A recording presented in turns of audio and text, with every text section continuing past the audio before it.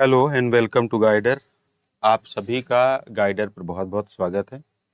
Computer की अपनी class और यह है अपनी क्लास 3 इंट्रोडक्शन चल रहा है और जिसमें हमने अबाउट जनरेशंस बता दिया है। एक बार मुझे बता देंगे voice is clear or not.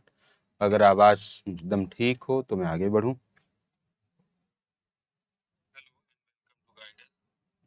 ठीक है। तो अभी तक हमने कंप्यूटर का सामान्य परिचय और उसके अलावा 5 जनरेशन जो हार्डवेयर के बेस पर हमने बताई थी कि हार्डवेयर के आधार पर जो कंप्यूटर होता है वो 5 तरीके का होता है। पहली जनरेशन, दूसरी जनरेशन, तीसरी जनरेशन, चौथी और पांचवी जनरेशन। इसी में एक जनरेशन ऐसी थी जहां पर हम लोग चौथी जनरेशन माइक्रो प्रोसेसर की बात कर रहे थे। आज हम चाहे फ़ोन यूज कर रहे हों, लैपटॉप यूज कर रहे हों, डेस्कटॉप यूज कर रहे हों, वहाँ हम प्रोसेसर के दम पर ही सारे काम कर पा रहे हैं। जैसे मैं ये वीडियो स्ट्रीम कर रहा हूँ, लाइव स्ट्रीम कर रहा हूँ, तो अब जैसे आप लोग इंटेल का प्रोसेसर जानते हो, चौथी पीढ़ी में उसका विकास हुआ, फोर्थ जनरेशन में, जब एलएसआई और वीएलएसआई का दौर था। तो जैसे मैं इस वक्त स्ट्रीम कर रहा हूं तो आप लोग कभी कभी शिकायत करते हैं ना कि सर लैग कर रहा है, बफर कर रहा है। ये डिपेंड करता है सर 2 सिचुएशन पर।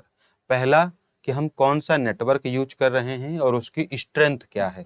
जैसे मैं जो बोल रहा हूं वो रियल टाइम में आपके पास पहुंच रहा है, 5 सेकेंड लेट पहुंचता है वो, क्योंकि स्ट्रीम होने में समय लगता है। यूट्यूब एक रियल टाइम जो है स्ट्रीमिंग सर्विस नहीं है, मतलब इसी समय जब मैं बोल रहा हूं तब आप नहीं सुन पाते हैं, आपको ये बात 5 या 10 सेकंड के बाद सुनाई देती है।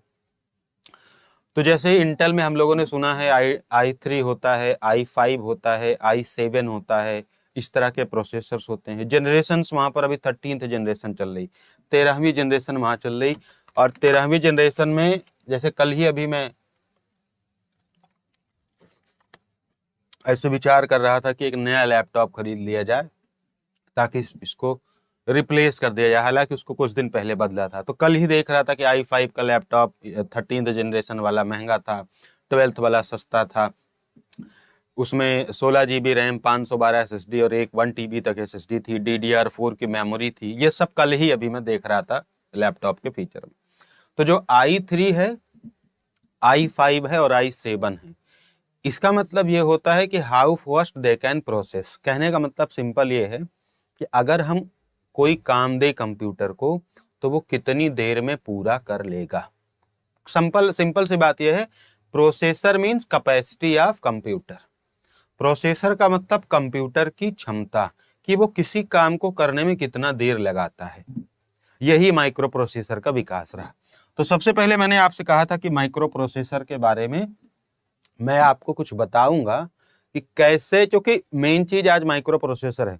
जब मैंने फोन खरीदा है बहुत पहले, जब मैं बचपन से, मतलब कि 10th से मैंने, तो मुझे मालूम नहीं था।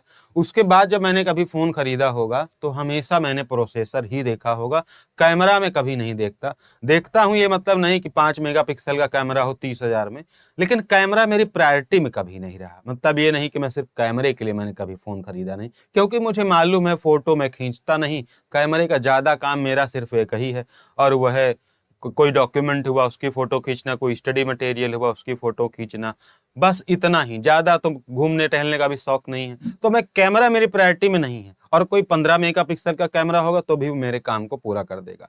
मैं जब कोई फोन खरीदता हूँ प्रोसेसर देखता हूँ, और जब मैं खरीदता हूँ तो उस सेगमेंट में वो सबसे हाईएस्ट प्रोसेसर उसी का होता है, 3 GHz का, 2.8 GHz का, 2.4 GHz का। आज भी जो 15,000 रुपए के फोन आते हैं, आप लोग आज जाके फ्लिपकार्ट अमेजन पे देख लीजिएगा, कहीं पर भी उनके प्रोसेसर आज भी 2 GHz, 2.2 GHz इसी के आसपास हैं। जो थोड़े अच्छे गए हैं वो 2.4 GHz के फोन हैं, है ना। तो बहुत पहले हम 2.4 GHz यूज कर रहे थे, अब 2.8 और 3 तक पहुंच जाएंगे। तो हमेशा फोन जो लेना चाहिए, लैपटॉप भी मैंने लिया जो बहुत पहले लिया था इसको, तब भी इसको मैंने प्रोसेसर के दम पर ही लिया। 2 ही चीजें, 3 चीजें देखी गई थी, प्रोसेसर कितना है और इसकी रैम कितनी है और इसका एसएसडी पर है या एचडीडी पर है। तो ये सारी चीजें, क्योंकि हमको मालूम है कि मेरा जो काम है उसमें कैमरे वैमरे का कोई काम नहीं है। डिस्प्ले मेरा अच्छा नहीं होगा तो चल जाएगा, क्योंकि देखना तो हमारे स्टूडेंट्स को है, भाई देखना उनका जैसा डिस्प्ले होगा वैसे उनको दिखेगा। हमारा फुल एचडी होने से उनको थोड़ी एचडी दिखेगा। हमारे यहाँ से प्रोसेस फास्ट होना चाहिए, बस ये हम हमेशा चुनते हैं।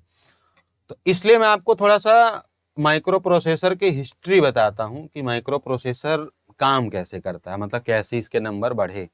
तो सबसे पहले तो मैंने आपको बताया था कि पहला जो माइक्रो प्रोसेसर चौथी जनरेशन में आया हुआ था, दैट वाज इंटेल 4004।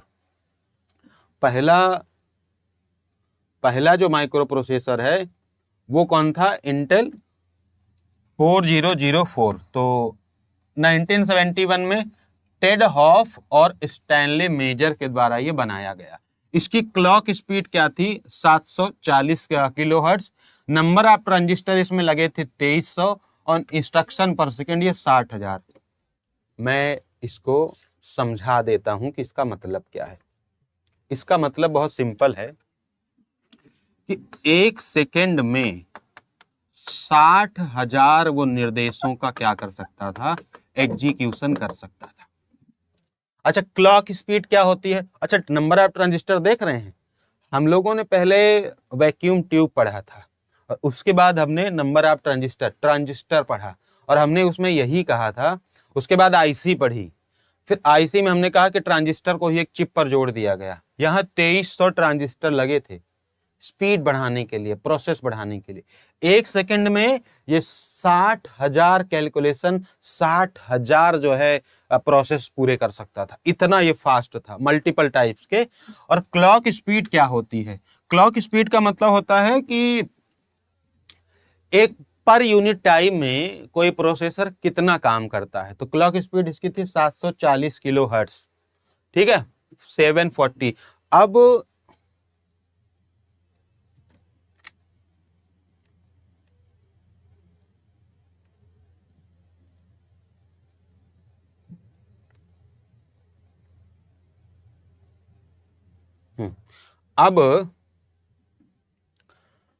अब जैसे जैसे इसका विकास होता जाएगा, जैसे जैसे इसका विकास होता जाएगा तो क्या क्या किस किस चीज में वृद्धि होगी? भाई वो इंस्ट्रक्शन पर सेकेंड को बढ़ाएंगे। एक सेकेंड में जो 60,000 निर्देश एग्जीक्यूट हो रहे हैं इससे ज्यादा करने की कोशिश करेंगे। ट्रांजिस्टर्स बढ़ाएंगे, वो क्लॉक स्पीड बढ़ाएंगे। तो प्रोसेसर का नाम थोड़ी बदला जाएगा। प्रोसेसर का नाम बदलना ही सब कुछ थोड़ी है। क्या चीज चेंज होगा? यही 3 चीजों में परिवर्तन होगा और इसी को परिवर्तन करके वो आगे बढ़ाएंगे। तो ये पहला था इंटेल का। उसके बाद अगर हम देखें, और ये कब आया था? 1971 में टेड हॉफ और स्टैनले मेजर ने इसको लाया हुआ था।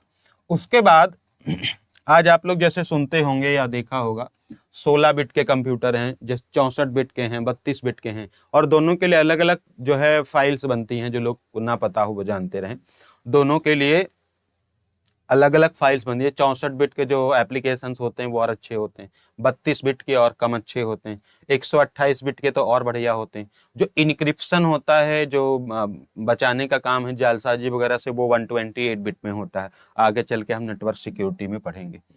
तो फिर आता है आपका इंटेल का ही ये हुआ क्या? इंटेल का 8008, 8080 और 8085। यहां से एक बार यूजीसी नेट में पेपर 1 में सवाल पूछा था। क्या सवाल था? मैं अभी यहाँ पे रहेगा तो दिखा दूंगा। इधर मैं बता देता हूँ कि वहां 4 प्रोसेसर दिया हुआ था। यूजीसी नेट में पूछा था पेपर 1 में, वहां पे कंप्यूटर भी आता है पेपर 1 में। तो वहां पे 4 प्रोसेसर देके पूछा था कि इनके विकास के क्रम को आरोही क्रम में लगाइए। यूजीसी नेट का वो क्वेश्चन था, मैं अभी आपको दिखाऊंगा। तो पहले 8008 आया, पहले 4004 आया, फिर 8008, फिर 8080, 8080 आया, फिर 8085 आया। और ये सब बस उसी के 1 साल 2 साल बाद, 71 के बाद ये 72 में आया, ये 74 में आया, ये 76 में आया। ठीक है, और चीजें देखो कैसे बदल रही हैं। जो क्लॉक स्पीड पहले 740 थी वो 500 किलोहर्ट्ज हुई, फिर 2 मेगाहर्ट्ज हो गई, मेगाहर्ट्ज के बाद 3 मेगाहर्ट्ज हो गई। और इधर नंबर ऑफ ट्रांजिस्टर देखिए बढ़ते जाएंगे, 3500 है ना, यहाँ 2300 थे, यहाँ 3500, फिर 6000, फिर 6500। देखिए कैसे बढ़ रहा प्रोसेसर। वहां 60,000 था, इसमें थोड़ा कम हुआ था, 8080 में ये हट गया था। फिर 10 टाइम्स फास्टर देन 8008, यानी ये लगभग 5 लाख था। और ये जो आपका 8085 आया है 7,69,230 इंस्ट्रक्शन एक सेकंड में एग्जीक्यूट कर सकता था। ये माइक्रो प्रोसेसर की हिस्ट्री है। हम जो आज प्रोसेसर यूज कर रहे हैं वो कितने का है, हम लोग क्या देखें अभी।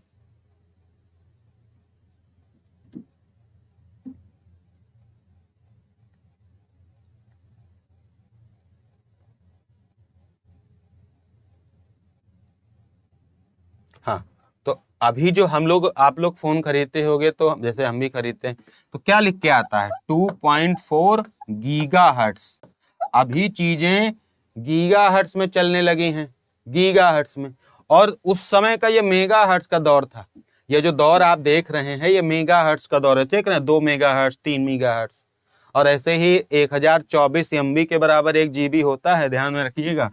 1 GB जो होता है बेसिकली मतलब कॉमन सेंस 1024 MB के बराबर होता है। और ये केवल 2 मेगाहर्ट्ज का प्रोसेसर था। सोचे कितना स्लो काम करता होगा।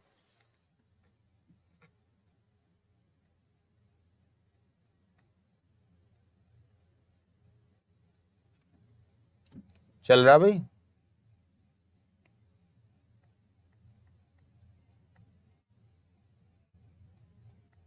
अभी तो ठीक है ना?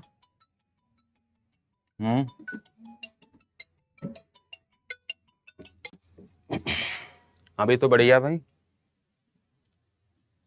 देखो अब क्या हुआ, यहां तक आप इसको चाहे लिख ले, मैं इसकी PDF भेज दूंगा, मैं इस पूरे चैप्टर की PDF भेज दूंगा लिखवा करके। लेकिन मेरे साथी, मैं बार बार आपसे कह रहा हूं कि आप इसको लिखिए। हम डायरेक्टली क्लास PDF नहीं दे सकते। अगर हम देंगे भी तो केवल और केवल ड्राइव में दे सकते हैं, वो डाउनलोडेबल नहीं होंगी। क्लास PDF नहीं दी जाएगी उस तरह जिस तरह आप चाहते हैं प्रिंटेबल फॉर्म में। उस तरह क्लास PDF देने का कोई सेंस नहीं बनता, क्योंकि एक एक पन्ने की 50-50-60 पेज होता है, उसको प्रिंट कराने में इतना पैसा लग जाएगा, उतने में तो किताब हम लोग खरीद सकते हैं, है ना? तो उसके लिए निश्चिंत रहिएगा। तो इतनी सारी कहानी हुई। फिर थोड़ा सा आगे बढ़ते हैं। 16 बिट के कंप्यूटर आने लगे। अभी तो हम लोग 64 बिट का इस्तेमाल करते हैं प्रेजेंट में। 8086, 8088 और 80,186-88 ये इसका दौर रहा।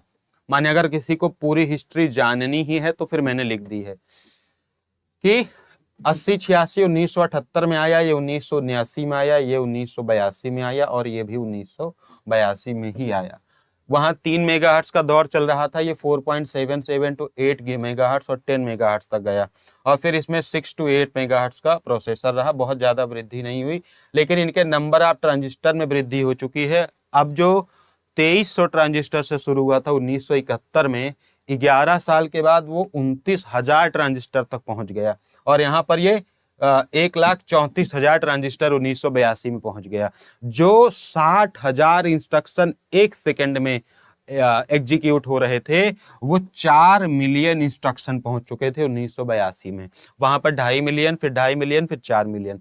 1982 में जो माइक्रो प्रोसेसर हमारे लैपटॉप कंप्यूटर में आ रहे थे, उनमें एक सेकंड में 4 मिलियन इंस्ट्रक्शंस क्या हो सकते थे, एग्जीक्यूट हो सकते थे। तो सोचिए कितना विकास हो चुका है। और आज भी अभी का सिचुएशन देखेंगे, हम आगे चल के बताएंगे प्रेजेंट सिचुएशन। एक सेकंड में 60,000 इंस्ट्रक्शन और आज 4 मिलियन। 11 सालों में यह विकास हो गया। अब प्रोसेसर बदल रहे हैं। प्रोसेसर में मैंने कहा बदलेगा क्या? बदलेगा सर उसका क्लॉक स्पीड, बदलेगी उसमें ट्रांजिस्टर जो यूज किए जा रहे हैं, और बदलेगा उसमें जो उसके इंस्ट्रक्शन पर सेकंड उसका जो साइकिल है। यानी उसका एक तरीके से उसकी कैपेसिटी बढ़ाई जा रही है ना? उसका थ्रूपुट अच्छा किया जा रहा है। थ्रूपुट का मतलब होता है कि कोई भी चीज कितनी बढ़िया चलती है। अब ये पेंटियम वाला ऑप्शन आया था सर UGC नेट में, इसीलिए मैं इसको पढ़ा रहा हूं कि कभी अगर मैं प्रैक्टिस कराऊं इस तरह के सवालों का, नोट्स का PDF तो ग्रुप में डाल सकते हैं। कौन से नोट्स भाई लिख लीजिए, ज्यादा भी इस पर टिप्पणी मत कीजिए। लिखना आप एक अक्षर नहीं चाहते हो, PDF बताओ। कौन से नोट्स की PDF? जो आपके सामने ही पढ़ा रहा हूं यही नोट्स है। इस बार क्लासेज और नोट्स अपडेट होंगी, और जब अपडेट होंगी तो नोट्स नई बनेंगी ना थोड़ी सी। अगर हम पुराना ही पढ़ाएंगे तो फिर नए के लिए कैसे तैयार होंगे? There are lot of things that are going to be updated, और हम रियल में अपडेट करते हैं, अभी देखेंगे आप इस चीज को। तो फिर इंटेल के और भी सीरीज आ गई 8086, इसमें से एक चीज आपको सबसे ज्यादा याद रखनी है, और वो याद रखने वाली चीज है पेंटियम। पेंटियम के जो प्रोसेसर आए ये 1993 में, ये सब छोड़ दीजिए आप, ज्यादा इसमें याद रखने वाली चीज नहीं, इतना हम याद भी नहीं कर सकते। पेंटियम के जो प्रोसेसर आए वो 66 मेगाहर्ट्ज, अभी भी गीगाहर्ट्ज नहीं पहुंचे हैं, 1993 66 मेगाहर्ट्ज। और ये वो दौर रहा जब कैश मेमोरी यूज की जाने लगी, यहीं से हालांकि यूज होने लगी। यानी हमारे साइंटिस्ट को ये बात समझ में आई कि हम ट्रांजिस्टर तो बढ़ाते जा रहे, ट्रांजिस्टर बढ़ाते जा रहे, चलो वो ठीक है, उसकी वजह से स्पीड बढ़ रही। हम ये देख रहे थे, हमारे जो साइंटिस्ट थे उन्होंने देखा कि हमारे कंप्यूटर के प्रोसेसर को काम करने के लिए जब कोई भी निर्देश प्राप्त करना होता है तो वो मेमोरी में जाता है। मतलब किससे बात करता है? मेमोरी से। माने ये प्रोसेसर को कोई भी काम करने के लिए मेमोरी में जाना पड़ता है। अब हमारे साइंटिस्ट ने समझा कि सर ये मान लो कि 500 MB 500 GB की मेमोरी है। हमारे साइंटिस्ट ने देखा कि कोई निर्देश प्राप्त करने को उसको 500 GB में टहलना पड़ता है, उस डेटा को लोकेट करके लाना पड़ता है। ये थोड़ा सा टफ हो रहा था, जो कि टाइम ले रहा था। तो उन्होंने किया क्या, प्रोसेसर का मतलब रैम, उन्होंने किया क्या कि यहाँ पर एक कैश मेमोरी सेट करी, आगे चल के वो रजिस्टर भी सेट करेंगे। कैश मेमोरी में उन्होंने कहा कि ऐसे निर्देश हम लोग रखते हैं, ऐसे इंस्ट्रक्शन रखते हैं जो प्रोसेसर को बार बार जिसकी जरूरत पड़ती है, ठीक है।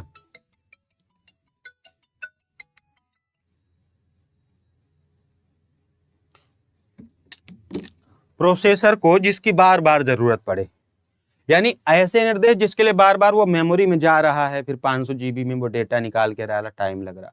ऐसे निर्देश जो बार बार फ्रीक्वेंटली इसको चाहिए, वो मेमोरी से ना बोल के वो सीधा कैश मेमोरी से ले ले फटाक से। और इसकी क्षमता ज्यादा नहीं रखी गई, मेन मेमोरी वही है, इसमें वो चीजें रखी गई जो एट पार्टिकुलर टाइम में रिक्वायरमेंट हो, बस सिर्फ उसी समय जरूरी हो, और उसके बाद उसका काम खत्म। मैं इसका बहुत तगड़ा एग्जांपल देता हूं, आगे चल के मैं रैम वाले चैप्टर में पढ़ाऊंगा इसे, कि हम लोग एक समय में बहुत सारी विंडो अपने मोबाइल में खोल के रखते हैं, लेकिन जैसे ही स्विच ऑफ करते हैं, स्विच ऑफ करके ओपन करेंगे तो हम कोई भी विंडो दोबारा नहीं पाते हैं, लेकिन फोटो वीडियो हम पा सकते हैं। ये आपके कैश मेमोरी और रैम का बेसिक एग्जाम्पल है। तो यहाँ से कैश मेमोरी का क्या होता है, प्रादुर्भाव होता है, यानी यहाँ से इसकी स्टार्टिंग होती है। फिर आजकल जो आप लोग कंप्यूटर खरीदते हो उसका दौर आता है, इंटेल कोर 2 आता है। अभी अभी अभी थोड़े दिन पहले ही यही सवाल ही पूछा गया था कि इंटेल कोर ऐसे पूछा गया था ना, कोर 2 डुओ करके पूछा गया था। इसका क्या मतलब है, इसका मतलब क्या है, यही पूछा गया था ना, अभी यूपिटर प्लस में ही पूछा गया था ये कोर 2 डुओ, ये जो स्क्रीन पे लिखा है। उसके बाद आया फिर इंटेल का कोर 2 2006 में। इसका जो नाम लिखा है देखो, core 2 Duo, core 2, quad core 2 extreme, ये सारे इसके नाम हैं। पेपर में जो बात आई थी वो क्या आई थी, पेपर में जी आपके बात आई थी, ये सेम टू सेम, किसी को भी मिलाना हो ये शब्द मिला सकता है, सेम टू सेम ये बात आई थी कि कोर 2 डुओ क्या है। तो कोर 2 डुओ का मतलब है dual core processor, dual core. और कोर क्या है आपको मालूम है, कोर क्या है? यहां पे आप देख रहे हैं ना sir, single core, dual core, आपने सुना होगा क्वाड कोर। अच्छा आप लोग बताइए आपका मोबाइल का प्रोसेसर क्या है? मेरे मोबाइल का प्रोसेसर है ऑक्टा कोर, मेरे मोबाइल का प्रोसेसर है ऑक्टा कोर। अच्छा आप बताइए कि आपके मोबाइल का प्रोसेसर क्या है, वरना मालूम है आपको? मेरा वाला तो ऑक्टा कोर है, मैंने देख कर लिया था। आप बताइए क्वाड कोर है, डुअल कोर है, सिंगल कोर है? और इसमें एक शब्द बार बार रिपीट कर रहा है सर, कोर। क्या रिपीट कर रहा है? कोर। ये क्या है? ये सीपीयू की स्पीड है। इस पेज पर जो भी लिखा हुआ है, यहां से 2 सवाल अब पिछले 2-3 महीनों में ही पूछे जा चुके हैं।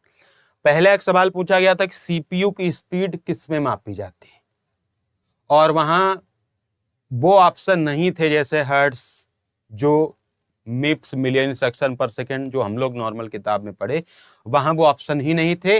नन ऑफ दीज भी था, लेकिन उसका उत्तर कोर था। मैंने उसी दिन बताया था इसका आंसर कोर है, और सब लोग इसको कॉमन सेंस के लगा सकते। Single core processor, dual core processor, quad core, octa core. अभी अगर आप मोबाइल अपना खोलो, उसमें डिवाइस इंफॉर्मेशन में जाओगे, वहां लिखा होगा जैसा भी आपका प्रोसेसर होगा उसकी जानकारी रहती है। तो कोर क्या है? वो सीपीयू की स्पीड मेजर करने का एक यूनिट है, सीपीयू की रफ्तार को नापने का तरीका है। तो यही कोर 2 डुओ, इंटेल कोर 2, यही सब चीजें जो कि 1.2 गीगाहर्ट्ज से 3 गीगाहर्ट्ज के समय में आई। और ये इतना जल्दी नहीं हुआ जी। हम वहां 1993 की बात कर रहे थे पेंटियम में, और वहां 66 मेगाहर्ट्ज की बस रफ्तार थी। ये 2006 की बात है, यानी 9 साल लग गए यहां तक पहुंचने में। 1.2 से 3 गीगाहर्ट्ज, और 3 गीगाहर्ट्ज वैज्ञानिक अनुसंधानों में, बड़े बड़े रिसर्च इंस्टीट्यूट्स में वहां पे यूज होते थे, ये आम आदमी के लिए नहीं थे। माने हम लोग जब इस्तेमाल करना शुरू किए थे फोन, तब 1 गीगाहर्ट्ज का अपनी स्पीड हुआ करती थी, 1, सवा 1, 1.5 बस। फिर विकास होके आज भी कोई ज्यादा नहीं हो रहा। आज आपको लगता बहुत ज्यादा थोड़ी हो रहा। आज की जो स्पीड है टुडे, अपना फोन उठा के देख लीजिएगा, या तो आपका 2 गीगाहर्ट्ज का फोन होगा, या 2.2 होगा, या तो 2.8 होगा। ठीक है। इसके अलावा हमने देखा हुआ था एक वीवो का फोन था और एक आईक्यू का फोन था, लगभग 50-55 हजार के रेंज में था। उसका 3 गीगाहर्ट्ज का प्रोसेसर था। 3 गीगाहर्ट्ज का फोन बहुत महंगा आता है, माने 10-15 हजार में 3 गीगाहर्ट्ज अभी मिलना मुश्किल है, आगे तो मिलने लगेगा माने जैसे डेवलपमेंट होगा। लेकिन अभी आज आप चेक करिएगा, 3 गीगाहर्ट्ज का प्रोसेसर नहीं पाएंगे किसी फोन में, 15-20 हजार के फोन में आएगा ही नहीं। ठीक है। तो हम लोग तो भाई सिंपल से लोग हैं, इसी वाले में काम चला लेंगे, 2.2, 2.4 मैक्सिमम। तो मैं तो 2.4 में काम चलाता हूँ भाई। देखने में क्या हर्ज है, फ्लिपकार्ट खोलो देख लो भाई कि हाँ ऐसी कोई चीज दुनिया में है। हम नहीं खरीद सकते वो अलग बात है, देख तो सकते हैं। देखो इसमें ट्रांजिस्टर कितने लगे, 291 मिलियन, 291 मिलियन। वहां कितने लगे थे पहली बार? 2300। 64 KB इसमें L1 कैश पर कोर 4 MB L2 कैश, यानी ये कैश के अलग अलग तरीके हैं। मैं आगे चल के जब कैश मेमोरी पढ़ाऊंगा वो तब समझ में आएगा कि कैश के 3 तरीके हैं, L1 cash, L2 cash, L3 cash. वही क्या है, वो हमारे प्रोसेसर की हेल्प करता है। माने जैसे होटल जो होती है वहाँ मेन शेफ होता है ना, तो मेन शेफ ऐसे बैठा है, अब उसको हल्दी चाहिए, उसको नमक चाहिए, उसको कुछ और चाहिए, जीरा चाहिए। अब बार बार वो जाएगा लाने तो टाइम लगेगा, तो अपना एक असिस्टेंट रख लेता है कि ऐसे वो ला के दे देगा। ऐसे समझिए बस इस कहानी को कि प्रोसेसर मेन मेमोरी में नहीं जा रहा, गोदाम में नहीं जा रहा, बगल में एक सहायक रखा हुआ कैश मेमोरी, और वहीं से वो डेटा क्या करता है, ले लेता है। तो वहां से कैश की शुरुआत हुई। फिर आप लोग आज जो इस्तेमाल हम लोग करते हैं, i3, i5 और i7, अभी वर्तमान में यही चल रहा है ना, i3, i5, i7। इस वक्त जो आप क्लास ले रहे हैं वो मेरा लैपटॉप है i5 का, क्योंकि i5 में लैग कम होता है, आपको स्मूथली दिखेगा। यही अगर मैं i3 का लैपटॉप लूंगा वीडियो लैग करेगी थोड़ी थोड़ी, और i7 का ले लूंगा तो फिर कोई टेंशन ही नहीं है। लेकिन इनके प्राइसिंग में डिफरेंस होता है, कम से कम इन तीनों में 10-10 हजार रुपए का डिफरेंस आएगा। यानी अगर ये 40 हजार का है तो ये 56-55 हजार के आसपास आएगा, 50 से प्लस ही रहेगा। और ये फिर आएगा आपका 66-70 हजार के आसपास। तो ये प्रोसेसर का ही तो पैसा लेते हैं, डिस्प्ले तो सबका सामान रहता है, फिर किस चीज का पैसा है? पैसा प्रोसेसर का ही है। और जिसका डेस्कटॉप है वो भी अलग से प्रोसेसर लगवाता है, i3, i5 अलग से आता भी है। तो पैसा प्रोसेसर का ही तो ले रहे। कंप्यूटर में है क्या? प्रोसेसर है, प्रोसेसर का ही पैसा है। अगर ये 40 का आएगा तो ये 55 का आएगा, और ये 70 हजार का आएगा। प्रोसेसर के दम पर ही 15-20 हजार बढ़ेंगे। और फिर और अच्छा प्रोसेसर लेंगे, 1 लाख का लैपटॉप, 1.5 लाख का लैपटॉप, तो वो क्या होगा, वो और अच्छा काम करेगा। एप्पल के फोन क्यों अच्छे हैं, थोड़े से एप्पल के लैपटॉप क्यों अच्छे हैं, कभी सोचिए। बिकॉज उनके प्रोसेसर स्मूथली काम करते हैं, तो उन्होंने, और उनका कोई कॉपी नहीं कर सकता, बड़ी बात ये। तो ये i3, i5, i7 का दौर रहा, 2007, 9, 10 में आए, और ये 2.2 गीगाहर्ट्ज से लेकर 3.33 गीगाहर्ट्ज तक फिलहाल अभी चल रहे हैं। ठीक है। तो बस ये अपने माइक्रो प्रोसेसर का दौर रहा। अगर ये समझ में आ गया हो तो इसका स्क्रीनशॉट लीजिए या फिर इसका पीडीएफ मैं आपको यही वाला भेज दूंगा, आप इसको लिख लीजिएगा। ठीक है, कोई दिक्कत किसी को? क्या यहां तक चीजें समझ में आई?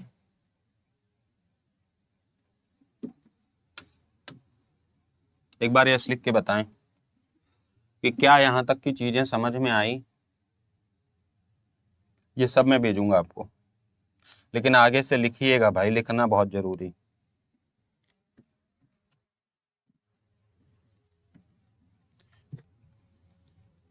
कंप्यूटर की फर्स्ट क्लास नहीं आई रितु जी, अभी सुबह ही आपके ग्रुप में भेजा गया है, सो चेक देयर।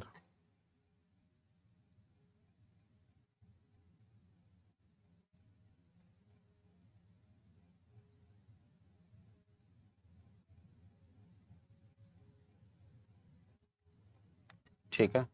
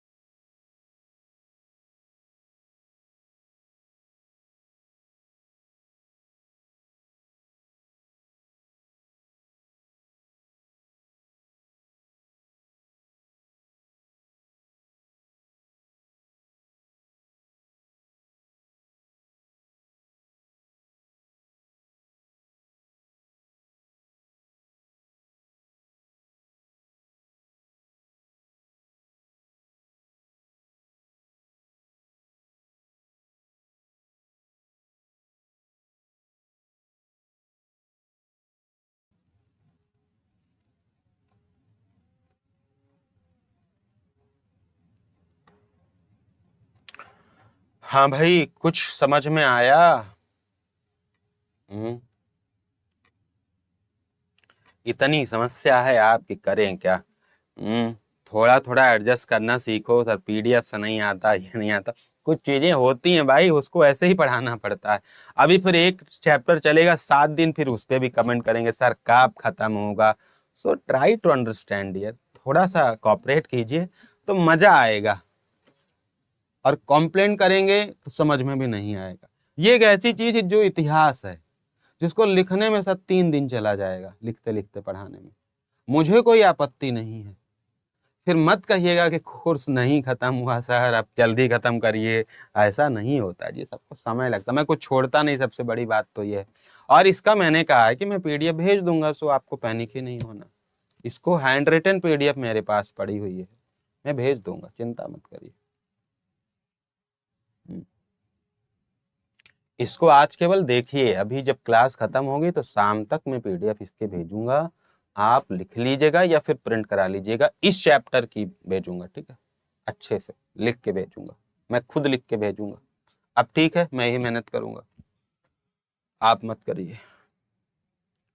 सो हम लोग थोड़ा सा अब हिस्ट्री को समझते हैं कि अब देखो, हमने नॉर्मल सब चीजें बता दी हैं भाई। एक चीज बता है साइज के बेस पर पर्सनल, और जो मिनी कंप्यूटर है सुपर, मेन फ्रेम है सुपर, उसकी कहानी हम लास्ट में बता देंगे। इसको मैंने रोका इसलिए था, मैं लिख के ही पढ़ाने वाला था, लेकिन मुझे लगा इतना लंबा है कि इसको पढ़ाने में बड़ा टाइम लग जाएगा।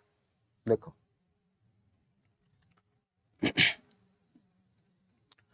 इसकी जरा हम लोग हिस्ट्री देखते हैं। हिस्ट्री मीन्स कि कैसे आज के कंप्यूटर बने, दौर कैसे आया, कौन कौन से वैज्ञानिक रहे, कब क्या बना, इसको समझते हैं। तो पहला कंप्यूटर 1937 में, 1937 का यह दौर रहा, यहां से शुरू करिएगा। 1937, 1937, ठीक है।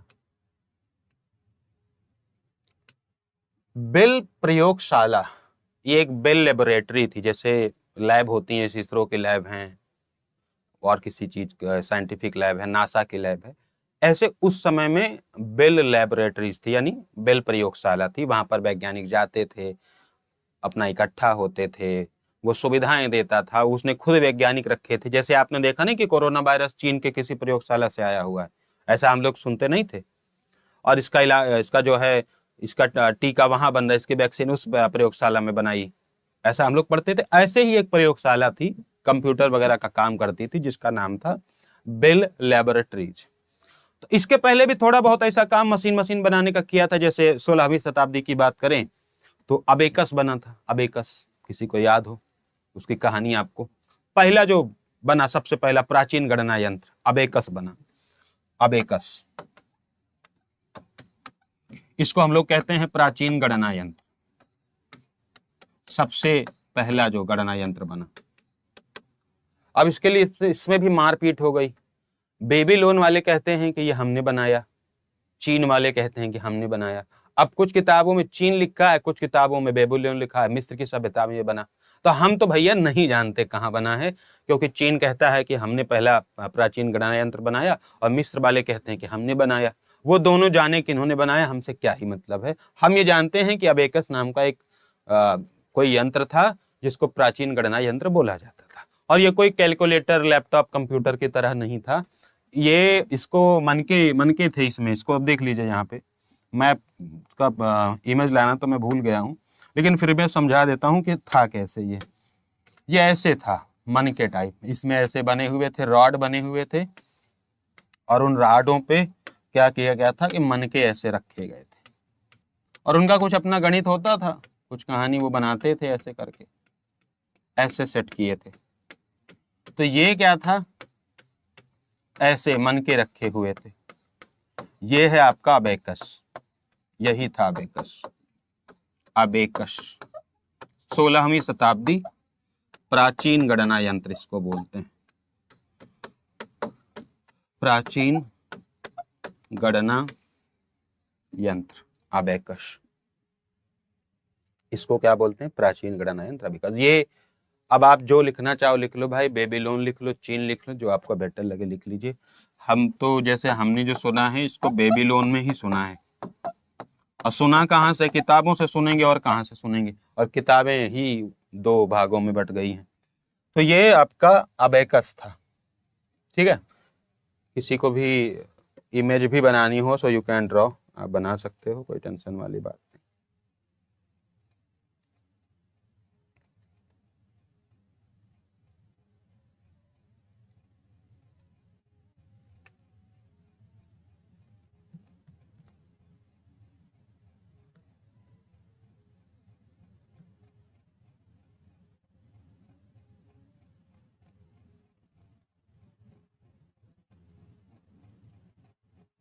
ठीक है,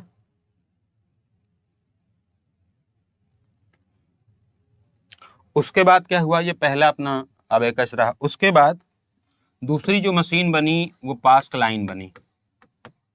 पास्कलाइन, जिसको पास्कल कैलकुलेटर कहा जाता था, पास्क लाइन। तो ये क्या था कि इसको बनाया किसने था, एक फ्रांसीसी वैज्ञानिक थे, फ्रांस के वैज्ञानिक, फ्रांसीसी वैज्ञानिक ब्लेज पास्कल। फ्रांसीसी वैज्ञानिक ब्लेज पास्कल ने इनको बनाया था। और ये प्रथम, इसको बोला जाता है प्रथम यांत्रिक गणना मशीन। और ये दौर था जी 1642 का, 1642 ईस्वी में। और ये जोड़ने घटाने का काम करते थे, जोड़ने व घटाने का ये कार्य करते थे। इसको लिख लीजिए।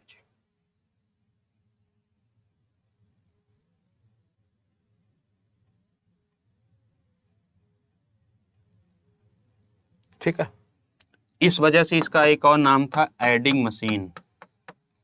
क्या नाम था, एडिंग मशीन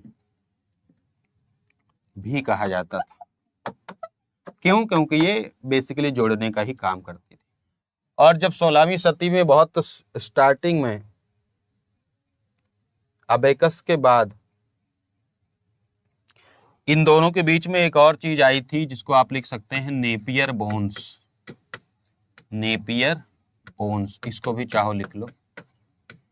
ये 1617 में बनी थी, ये भी एक कंप्यूटर था और ये जानवरों की हड्डियों से बना हुआ था, जानवरों की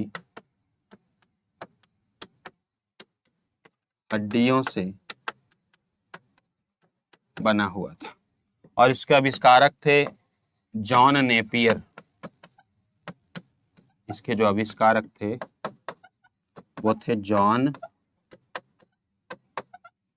नेपियर। ठीक है, इसके आविष्कारक कौन थे? John Napier. और ये जानवरों की हड्डियों से बना हुआ था 1617 में। तो कहानी यहाँ से, अभी देखो इसके बीच में भी बहुत सारे छोटे मोटे कंप्यूटर बने, लेकिन सबकी हिस्ट्री नहीं जानेंगे। ये अबेकस बना मिस्र बेबीलोन में, फिर ये नेपियर बोन्स बना, फिर ये पास्कलाइन बना जिसको प्रथम यांत्रिक गणना मशीन, वेरी वेरी इंपॉर्टेंट, बहुत बार ये सवाल आ चुका है, बोला जाता है। फ्रांसीसी वैज्ञानिक ब्लेज पास्कल, या इसका एक और नाम है एडिंग मशीन, जोड़ने घटाने का काम करती थी। ये आपके गुणा करने या फिर भाग करने का काम नहीं करती थी। इसके बाद क्या हुआ, कौन सी मशीन बनी?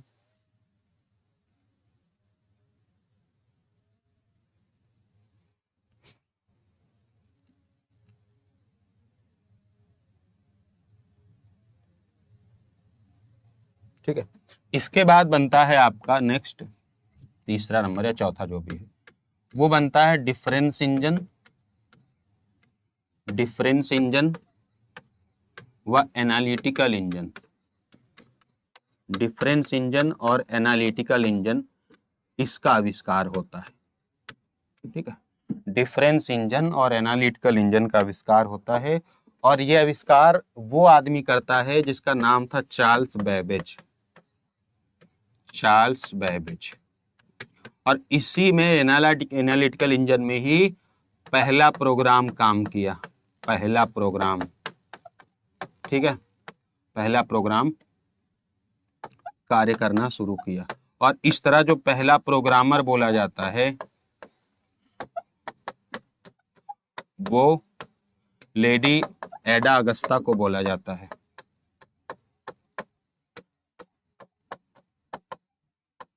और यहीं से इनके जो योगदान थे, चार्ल्स बेबेज ने एक्चुअली में प्रोग्राम के सहारे और अपनी जो कैलकुलेशंस थी, ये बहुत बहुत स्मूथ और बहुत एग्जैक्ट कैलकुलेशन करके देता था। दैट्स वाई चार्ल्स बेबेज को कंप्यूटर का जनक कहा जाने लगा, इनके योगदान के कारण फादर ऑफ कंप्यूटर कहा जाने लगा, इनके योगदानों की वजह से।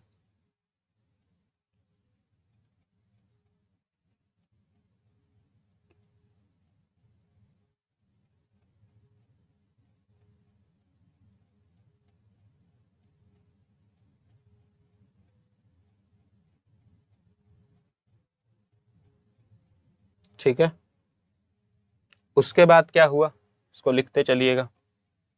उसके बाद क्या हुआ,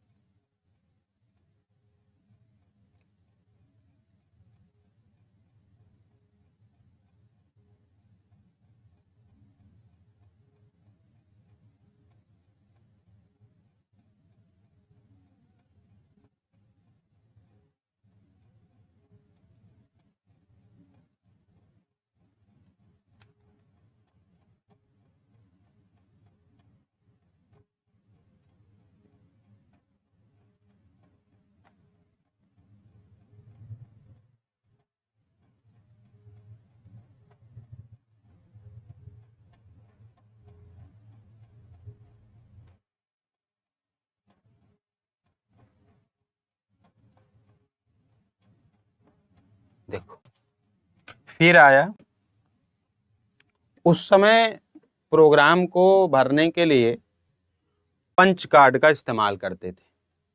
पंच कार्ड मतलब ऐसे पेपर होता था, उसमें ऐसे छिद्र किए जाते थे और उस हिसाब से उसमें प्रोग्राम डाला जाता था। तो जब भी कोई काम करना होता तो हर बार वो पंच कार्ड डालना पड़ता था। यानी for every task, for every process you have to insert punch card. सबसे पहले आपको प्रोग्राम डालना पड़ता है। जैसे आज हमको एक बार अगर कोई काम करना हो तो हम लैपटॉप में कर लेते हैं, फिर चले जाते हैं, फिर दोबारा आते हैं तो दोबारा भी वही काम कर सकते हैं। माने ऐसा नहीं है कि एक ही बार वो काम होगा। जैसे यूट्यूब अगर आपने खोला, एक बार वीडियो देखा, चले गए, फिर लौटे, फिर वीडियो देखा, ऐसा ना हो कि जब अगली बार आए तो वीडियो ही ना दिखे, ऐसा ना हो कि जब अगली बार आए तो चीज़ें स्मूथ चले ही ना, ऐसा नहीं है। हर बार अभी का प्रोग्राम ऐसा है कि जितनी बार आएंगे उतनी बार आपको अच्छी चीज़ें दिखती रहेंगी। लेकिन पहले ऐसा नहीं था, जितना काम करना होता और जितनी बार काम करना होता, हर बार पंच कार्ड इंसर्ट करना पड़ता। और इसी समस्या को दूर किया उधर जो है पहले प्रोग्रामर ने। और एक चीज हुई, अब देखो व्यापारी हमेशा, देखो दुनिया चलती सर कामों से, जरूरतों से, जैसी जरूरत होती है वैसी चीज करनी पड़ती है। उस समय ये दौर था, अमेरिका में जनगणना होने वाली थी, 1878-79 का दौर था। तो एक हमारे वैज्ञानिक थे हरमन हेलरिथ। हरमन हेलरिथ थोड़े कंप्यूटर के जानकार थे। तो हरमन हेलरिथ जाते हैं अमेरिका की सरकार के पास और उन्हें ये ऑफर देते हैं कि आप जो काम मैन्युअली कराने वाले हो इसको हम बहुत स्मूथली कर सकते हैं। आपका हम पैसा बचा देंगे, आपका मैन पावर बचा देंगे और आपकी एक्यूरेसी बढ़ा देंगे।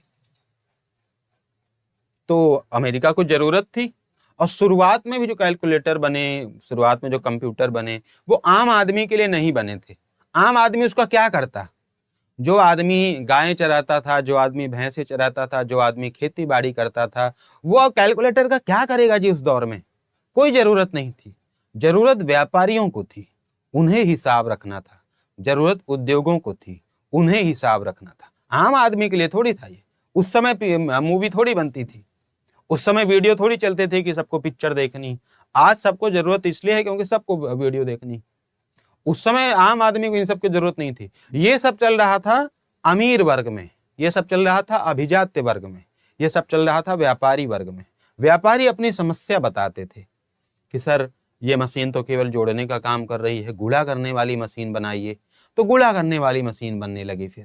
फिर उन्होंने कहा हमको बार बार काम करने के लिए बार बार इसमें इंसर्ट करना पड़ रहा, हमारा टाइम वेस्ट हो रहा।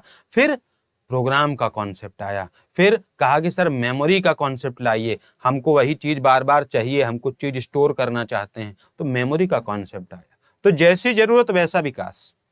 हरमन हेलरिथ गए जी अमेरिका की सरकार के पास। अमेरिका की सरकार को लगा अगर मेरा काम हो जाए तो क्या बुराई है? कोई बुराई नहीं।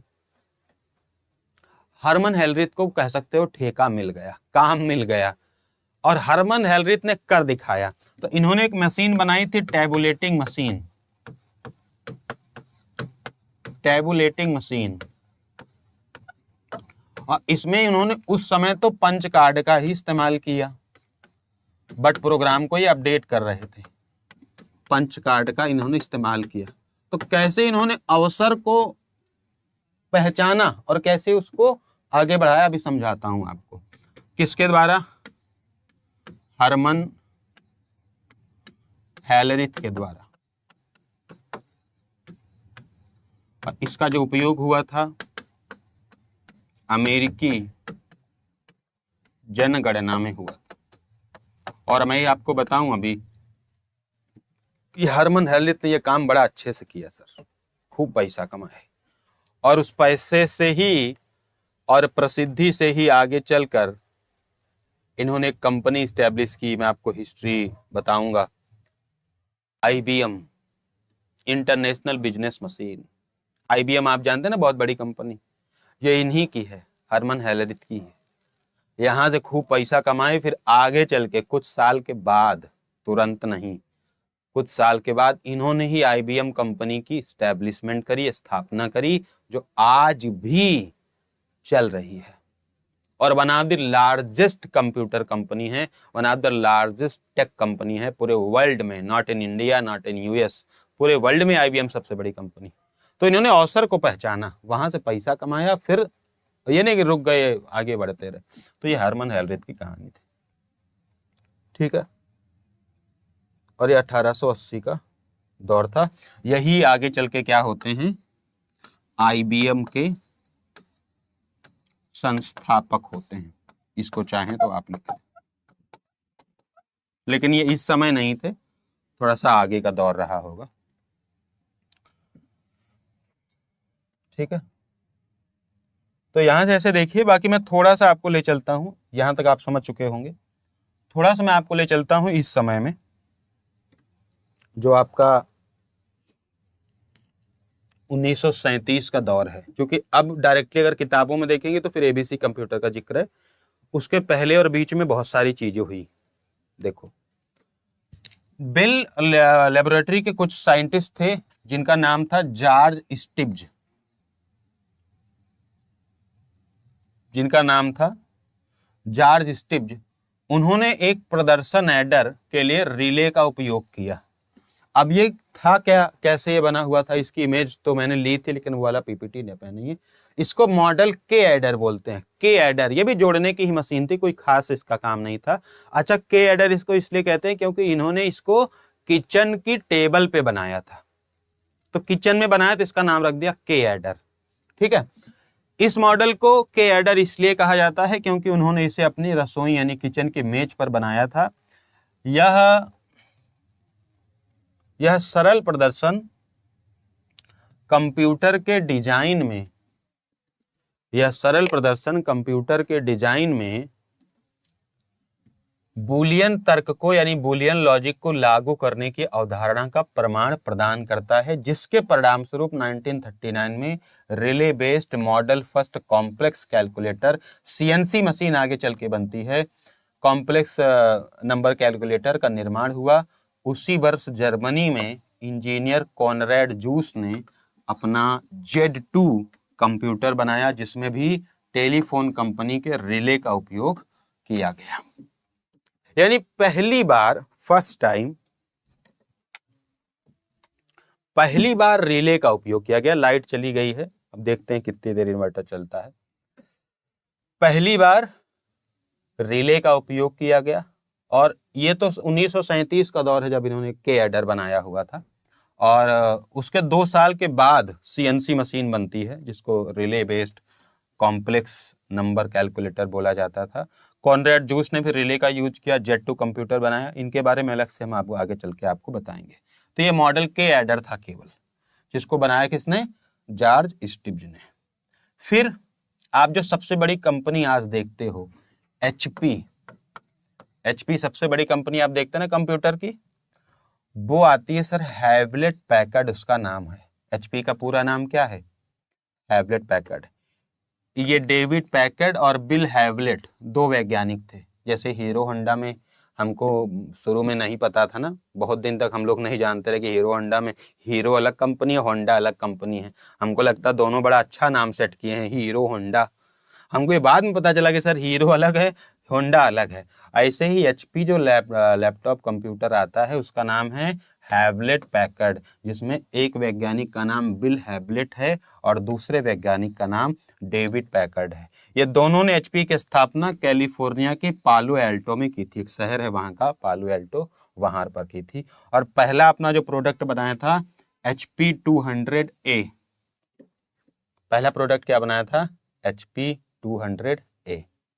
ठीक है, ठीक है भाई, समझ में आया।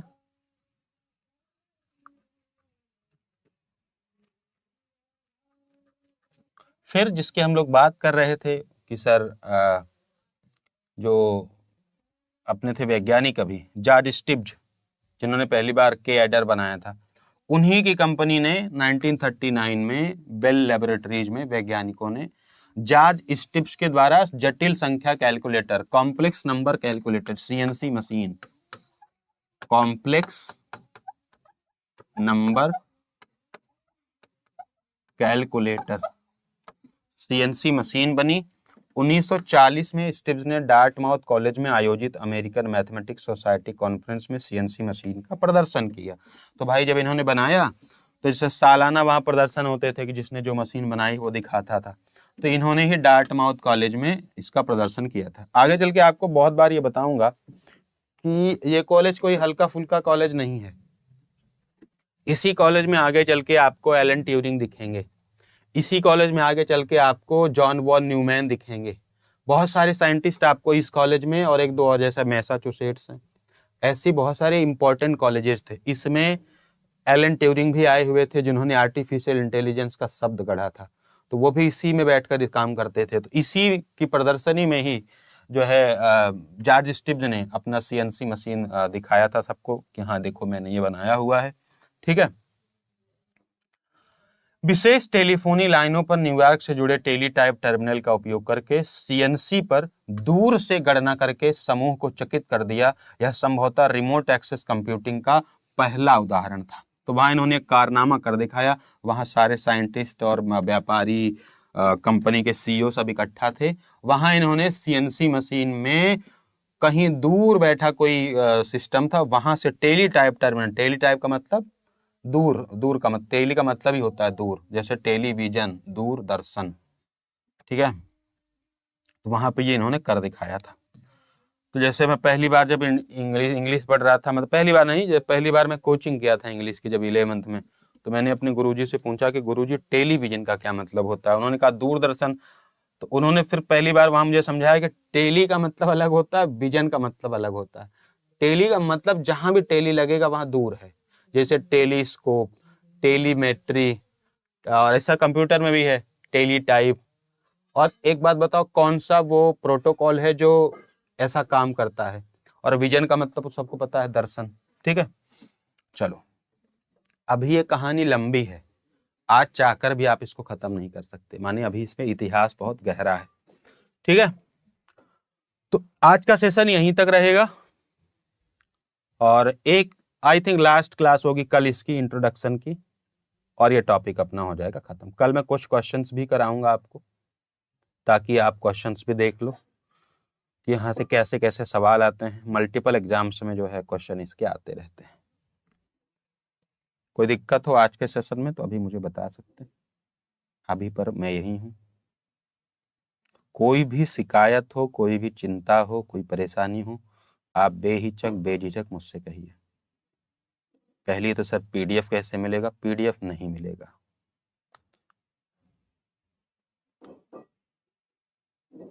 इसके अलावा कोई चिंता हो तो बताइए।